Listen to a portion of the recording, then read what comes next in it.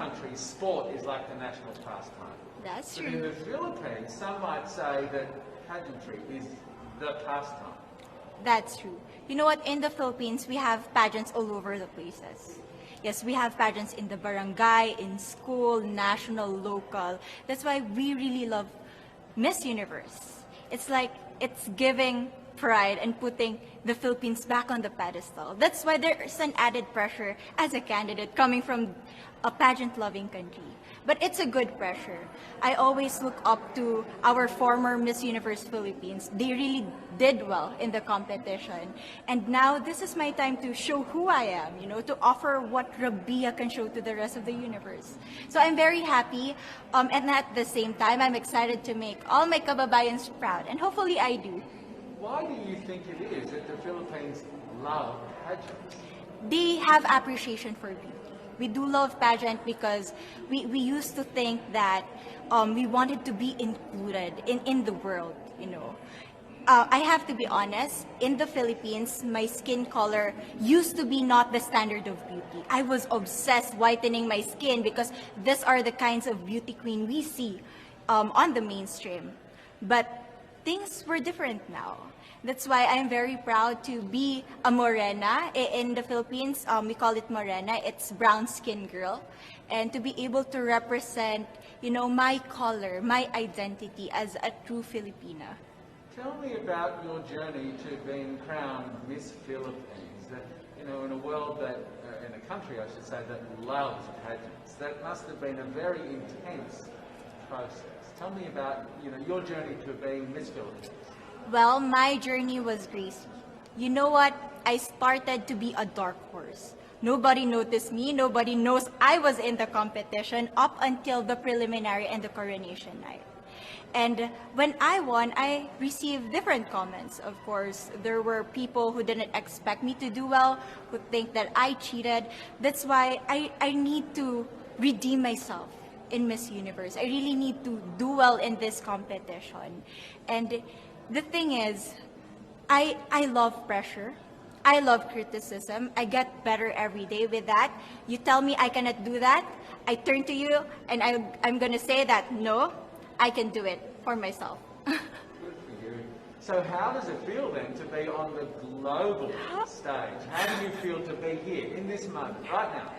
It's crazy, but I'm overwhelmed with the support, not just from the Filipino community, but also from Thailand, Latin countries who do appreciate me as a candidate, as a person. It motivates me that I am beautiful, I can offer so much in this world, and when somebody believes in you, it gives you that extra energy to really do well and perform well. Do you have a sense with the girls, all of the girls competing, you're competing, but is there a sense of camaraderie with all of the girls? Is there a real spirit to, sort of motivate each other to do better? You know what? I have a different idea about Miss Universe. I thought it's going to be very competitive, in a healthy way, well, of course. But now I can see every girl helping each other, from fixing those hairs, from trying to zip up those outfits. It speaks of the closeness and the kind of camaraderie that we want to have. The goal of Miss Universe is not just to crown one girl, but also to build a genuine and long-lasting friendships among us. Would you say within the Miss Universe world, the contestants, is there a sisterhood? Are you sisters?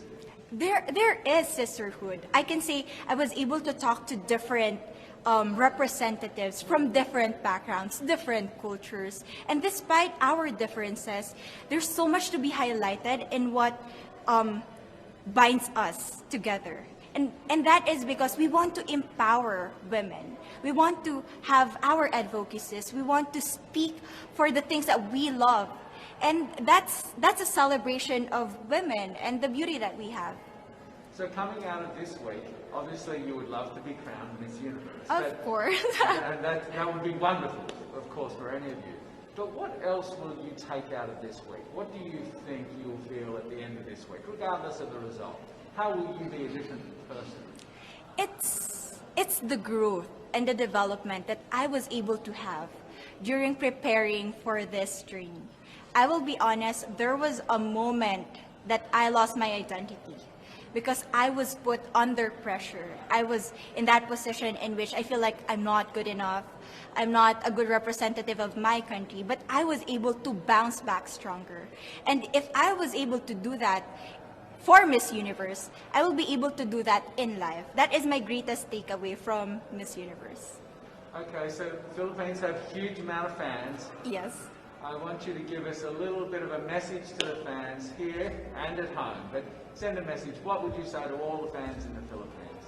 To all my fans from the Philippines and from all over the world, maraming salamat po. Thank you so much for loving me and for believing in me. It means a lot to somebody who is so naive in this industry, who has no idea how to become a beauty queen on the first day of my journey. But because of your love and support, I was able to be the woman that I am today.